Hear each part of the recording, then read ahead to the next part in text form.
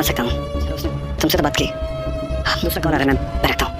मायरा ने मुझे कुछ नहीं कहा। अपनी बेटी का भरोसा नहीं जीत पा रहा हूँ। कर रहा हूँ बस कैसे उस आदमी के पास में मिली है। ये रिश्ता का कहलाता है कि आने वाले एपिसोड होने वाले हैं धमाकेदार। जी हाँ दोस्तों, आने वाले एपिसोड में दरअसल आप देखने वाले हैं कि गीता अंजलि फ़ोन करती है अरमान को, उसे कहती है कि पुकी ने मुझे बताया है कि आखिर उसके साथ क्या प्रॉब्लम थी, सारी बातें मुझे उसने बताई हैं।